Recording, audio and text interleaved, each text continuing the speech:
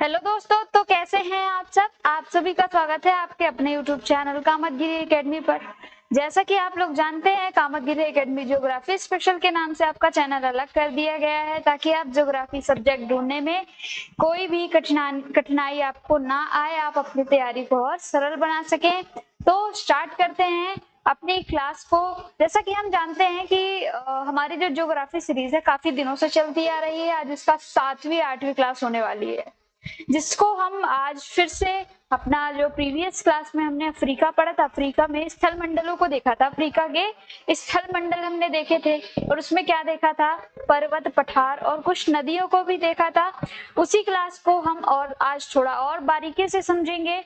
ठीक है, उनके थोड़ी कुछ कंट्रीज को भी देखने की हम कोशिश करेंगे, पूर्व की और पश्चिम की कंट्रीज को। ठीक है, इसी तरीके से हम अफ्रीका में और बातें करेंगे। साथ ही साथ हम पिछली क्लास का भी रिवीजन कर लेते हैं, पिछली क्लास में हमने क्या क्या पढ़ा था। ठीक है, तो स्टार्ट करते हैं अपनी ज्योग्राफी की क्लास को।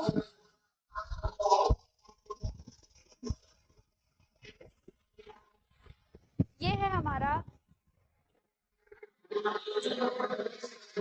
मानचित्र, अफ्रीका का मानचित्र। जैसा कि आप लोग जानते हैं, अफ्रीका जो है सेकेंड लार्जेस्ट कॉन्टिनेंट है।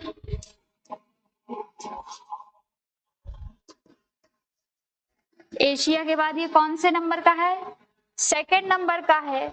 इसके बाद किसकी दृष्टि से अगर हम बात करें, ये बड़ा है तो किसकी दृष्टि से, तो ये अपने क्षेत्रफल की दृष्टि से विश्व का सेकंड लार्जेस्ट कॉन्टिनेंट है। साथ ही साथ अगर हम बात करें कि इस पे जो एरिया है इसका, ये पूरे विश्व का 22% एरिया खुद अकेले अफ्रीका कवर करता है। ठीक है, कितना, पूरे विश्व का 22% एरिया अकेला कौन कवर करता है, अफ्रीका कवर करता है। इसके बाद अगर हम बात करें अफ्रीका में, तो विश्व की 13% जनसंख्या कहाँ निवास कर रही है, अफ्रीका पर निवासित। ठीक है, तो ये थी कुछ पॉइंट्स। इसके बाद हमने और एक चीज देखी थी, यहाँ पर जो है ये हमारी है इक्वेटर लाइन है, जो कि अफ्रीका को 2 बराबर भागों में बांटती है। इक्वेटर लाइन हमारे अफ्रीका को क्या करती है, 2 बराबर हिस्सों में बांटती है। इसके बाद आपको पता है कि 23.5 डिग्री कर्क रेखा जो है,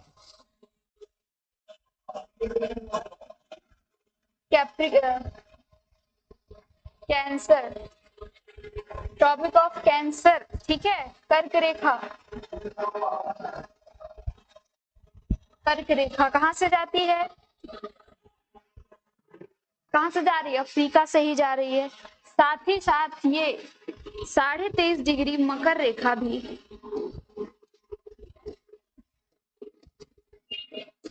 यहीं से जाती है। तो आपको एक चीज बता दी जाए, ये विश्व का एकमात्र ऐसा कॉन्टिनेंट है जिसपे मकर रेखा और कर्क रेखा दोनों ही गुजर रही है। ठीक है, तो आप सोचिए कितना बड़ा है ये। तो ये एकमात्र देश का विश्व का ऐसा कॉन्टिनेंट है जिसपे मकर और कर्क रेखा दोनों ही एक लाइन में जाती हैं। ठीक है, एक तरीके से तीनों रेखाएं यहाँ से गुजर रही, इस कॉन्टिनेंट से गुजर रही हैं, है ना। तो इस पे आगे चर्चा करते हैं हम। इसके बाद हमने ये देखा था कि हमारी जो कांगो रिवर है, ये कुछ इस तरीके से क्या कर रही थी, ये कुछ इस तरीके से कांगो रिवर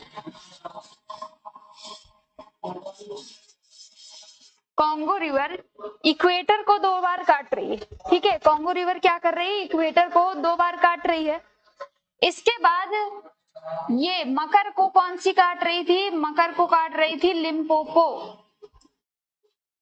लिम्पोपो रिवर जो है मकर को 2 बारी काट रही थी, और कांगो रिवर क्या कर रही थी, इक्वेटर को 2 बारी काट रही थी। ये हमने देखा था। इसके बाद हमने और क्या देखा था, हमने नील नदी देखी थी। नील नदी जो है ये है,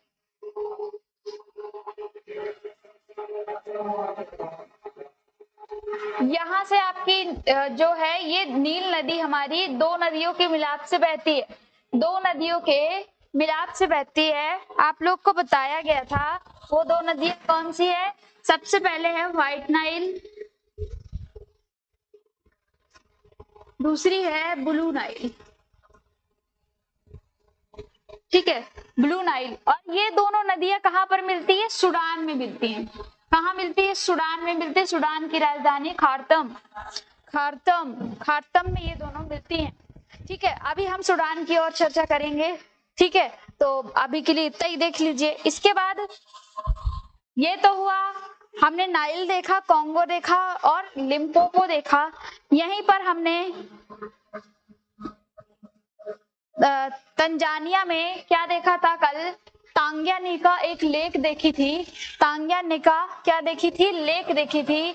ये है, ये एक ये है, एक ये है और एक ये। ठीक है, ये तीन लेक थी। इन लेकों का जो निर्माण था वो कैसे हो रहा था, मैंने बताया था प्लेट्स, क्या हो रहा था, प्लेटों में अभिसरण होने के कारण ये वाली प्लेट जो है अपसरण होने के कारण इधर की जो प्लेट है खिसक रही थी, और खिसकने के साथ ही यहाँ पर क्या कर रही है, झीलों का निर्माण कर रही है।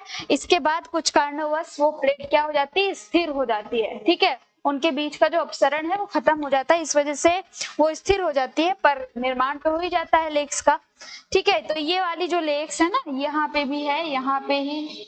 ठीक है, ये सभी लेकों का निर्माण कैसे हुआ है, प्लेट के अपसरण से हुआ है, प्लेट के अपसरण से हुआ है।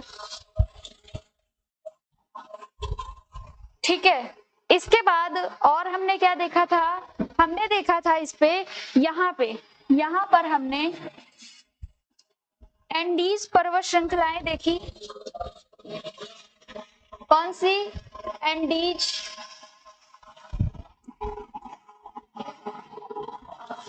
एंडीज माउंटेन सीरीज हमने देखी। केवल एकमात्र सीरीज है यहाँ पे, कौन सी, एंडीज पर्वत श्रृंखला। और इस पर्वत श्रृंखला की सबसे ऊंची चोटी कौन है, टुबकल। तो ये माउंट टुबकल जो है इसकी हाइट ज्यादा तो नहीं है, 32 समथिंग है, 32 समथिंग है।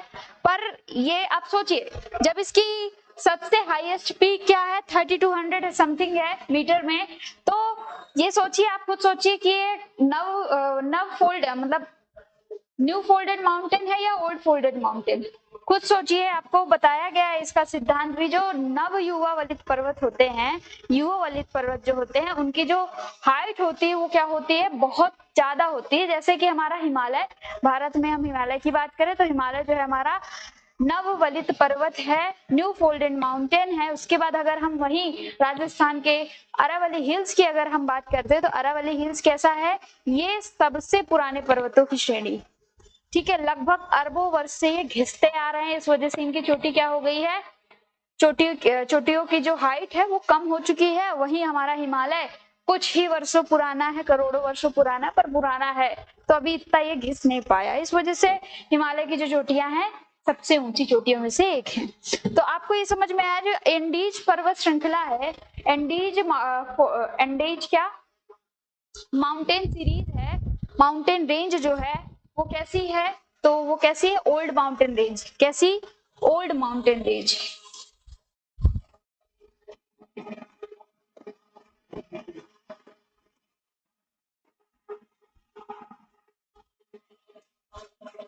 ठीक है, हमारी एंडीज कैसी पर्वत श्रृंखला है, ओल्ड।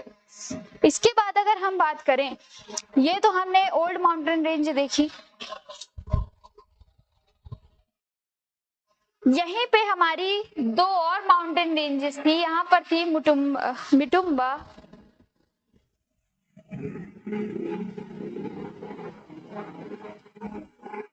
और यहाँ पर थी मुचिंगा। ठीक है, मिटुम्बा और मिचिंगा ये माउंटेन्स थे, पर जो हाईएस्ट पीक थी वो कहाँ थी, वो थी तंजानिया में, वो थी तंजानिया में किलीमंजारो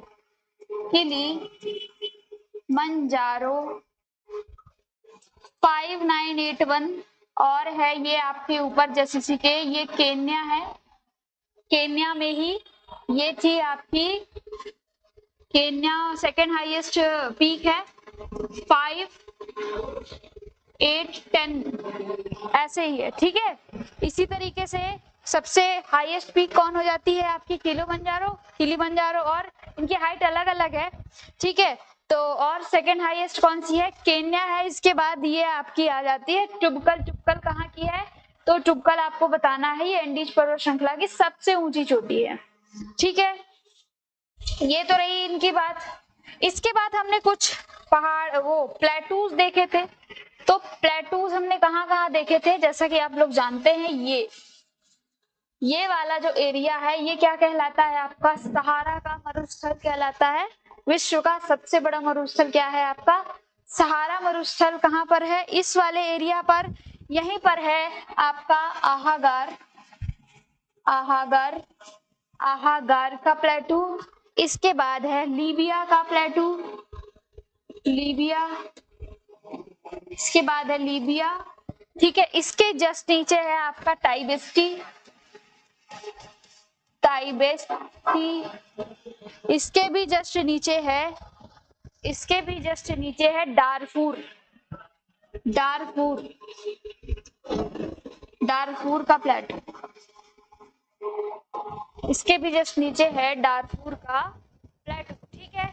यहाँ तक आप लोग को समझ में आया। ये तो हमने कल पढ़ा था पूरे ये वाले।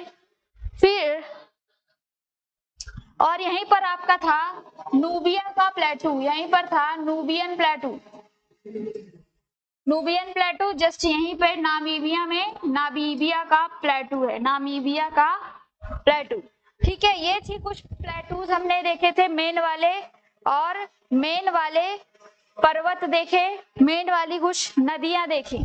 इसके बाद हमने और भी यहाँ जानकारी की थी, यहाँ पर हम देखते हैं।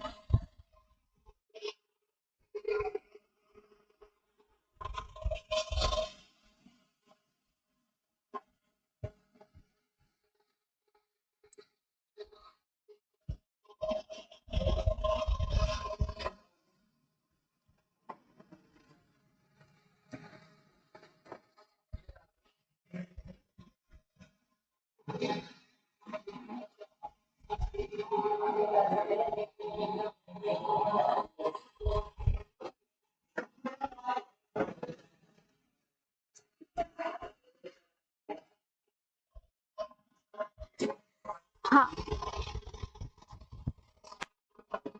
हमने सबसे पहले यहाँ पर कल क्या देखा था, यहाँ पर हमने देखा था straight of Gibraltar, straight of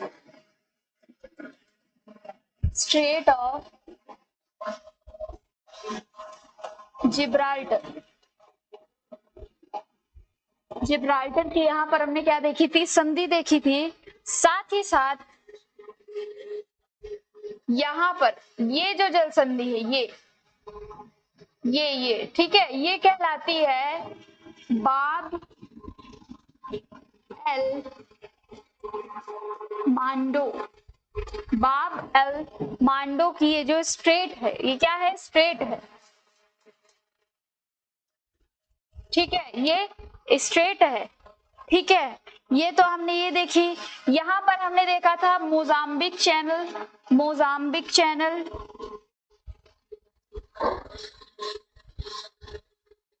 Mozambique channel, Mozambique channel देखा था हमने। और क्या देखा था, और ये है हमारा मेडागास्कर, क्या है ये, मेडागास्कर हमारा आइसलैंड है, मेडागास्कर क्या है हमारा, आइसलैंड है। आपको बता दे, जैसे जब हम उत्तरी अमेरिका पढ़ रहे थे, उत्तरी अमेरिका में हमने क्या देखा था, ऊपर साइड हमने देखा था पूर्व की ओर ग्रीनलैंड आइसलैंड देखा था। तो वो जो ग्रीनलैंड आइसलैंड है वो विश्व का सबसे बड़ा आइसलैंड है। और सेकंड लार्जेस्ट आइसलैंड कौन सा है, तो ये है हमारा मेडागास्कर, मेडागास्कर क्या है, सेकंड लार्जेस्ट आइसलैंड है, ठीक है। यहाँ तक आया समझ, बिल्कुल आ गया होगा। ये गल्फ ऑफ गेट्स, यहाँ पे नीचे है ये वाले में गल्फ ऑफ सिद्रा, ठीक है। यहाँ पर है हमारी स्वेज नहर, स्वेज कैनल, स्वेज नहर है हमारी। इसी के बाद यहीं पर है हमारा नील नदी का डेल्टा, डेल्टा ऑफ नील नदी, नाइल नदी, Nile river, delta of Nile, ठीक है। कहाँ पर है? वहीं पे है। इसके बाद और अगर हम यहाँ पर बात करें, यहीं पर हमारे दो आइसलैंड है यहीं पे। पहला आइसलैंड का नाम है जिंजीबारा और पाम्बे, ठीक है। ये दोनों ऐसे आइसलैंड है, यहाँ से जो होता है विश्व का सबसे ज्यादा लौंग उत्पादन यहीं से होता है। लौंग की जो व्यापारी है यहीं से की जाती है। लौंग का व्यापार, लौंग उत्पादक देश सबसे ज्यादा, सर्वाधिक लौंग उत्पादक देश है कौन? आइसलैंड है कौन? जिंजीबारा और पिम्बे, ठीक है, पाम्बे, ठीक है। यहां तक समझ में आया। इसके बाद यहाँ पर एक और आइसलैंड है, ये यहाँ पे छोटा सा है, ये बिल्कुल दिख रहा है, सोकोत्रा, सोकोत्रा का आइसलैंड। ये कुछ आइसलैंड है जिनको हमें याद रखना है, ये दोनों तो बिल्कुल आपको याद ही रखना है, ठीक है। कहाँ पर है ये? तंजानिया वाले क्षेत्र पर, ठीक है। तो ये बिल्कुल आपको माइंड में रखना ही है, ठीक है। यहाँ तक आपको बात समझ में आई होगी। इसके बाद हम चलते हैं, अब हम बात करते हैं कुछ पश्चिम के देशों की। यहाँ पर जो पश्चिम के देश हैं, यहाँ पर जो पश्चिम के देश हैं,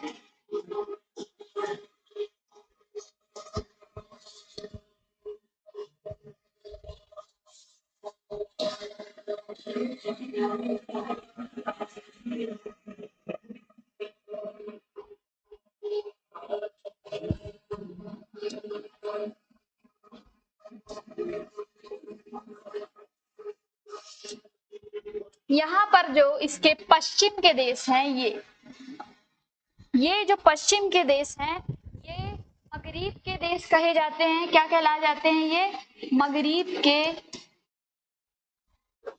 के देश हैं। ये मगरिब का मतलब है यहाँ पे पश्चिम के देश।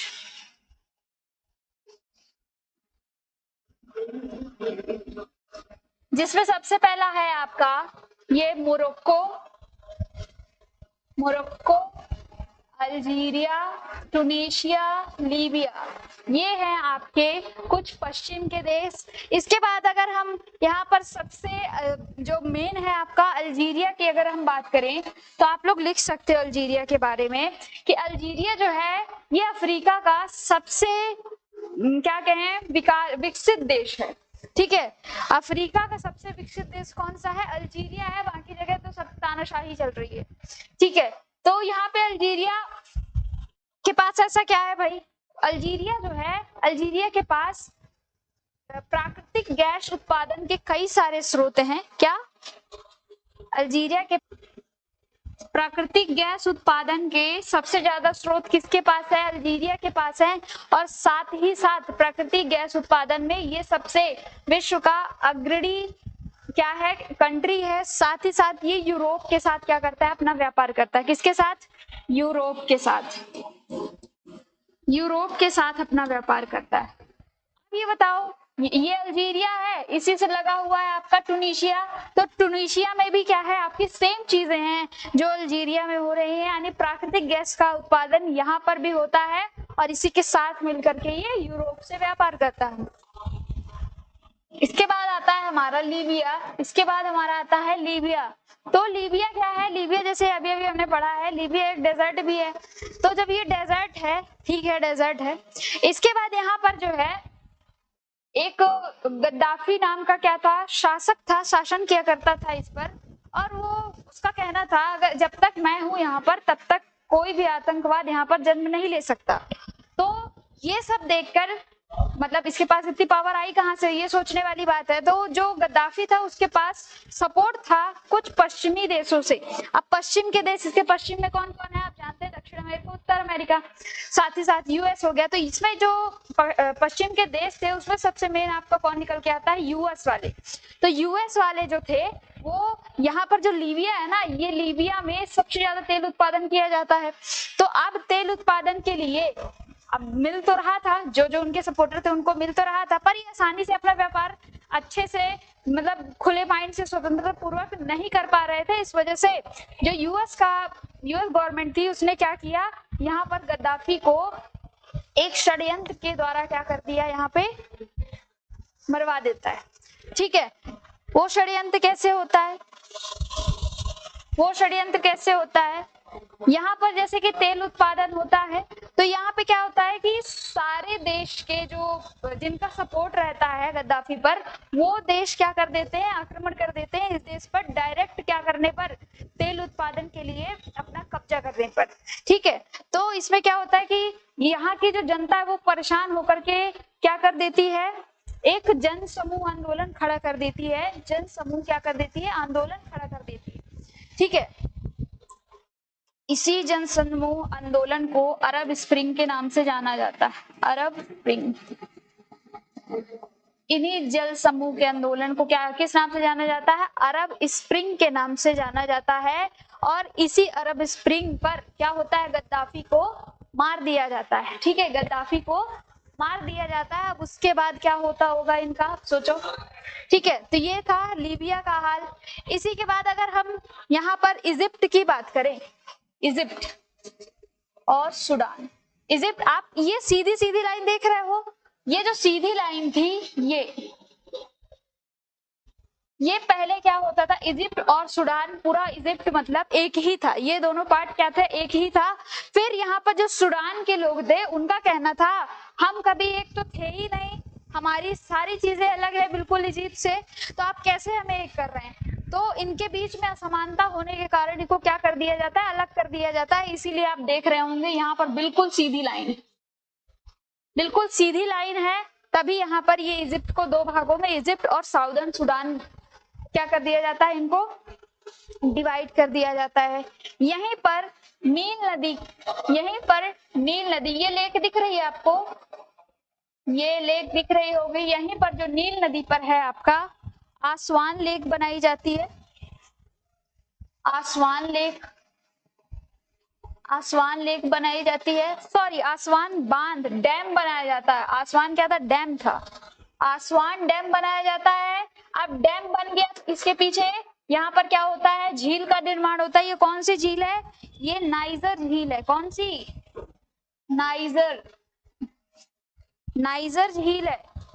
ठीक है, ये नाइजर झील है। तो ये आसवान जो नाइजर झील है आपकी, ये कैसी झील है, तो ये मानव निर्मित झील है, आपको याद रखना होगा। कैसी झील है, मानव निर्मित झील है। कहां पर है, इजिप्ट पर है, इजिप्ट पर। ठीक है, ये समझ में आया। इसके बाद यहाँ पर जो सूडान है, जैसे अभी खार्तम की हमने बात की, यहाँ पे जो है नील नदी और व्हाइट नदी का क्या होता है, व्हाइट नील का संगम कहाँ पर है, खार्तम, राजधानी है सूडान की। ठीक है, ये तो थे हमारे कुछ पश्चिम के देश। आगे हम जो है थोड़ा सा पहले इसकी चैट की भी थोड़ा बात कर ले, जस्ट पीछे नीचे है आपका ये एमएनसी वाले, कल बात करेंगे। ठीक है, चैट के बारे में हम कल बात करेंगे, कुछ एमएनसी को देखेंगे और हम हॉर्न ऑफ अफ्रीका को देखेंगे। ठीक है, यहाँ की भी कुछ देशों को भी लेके चलेंगे। कल की क्लास में हम आगे का इसके कंट्रीज पढ़ने वाले हैं। ठीक है, तो आज के लिए बस इतना ही, कल हम फिर मिलेंगे। ठीक है।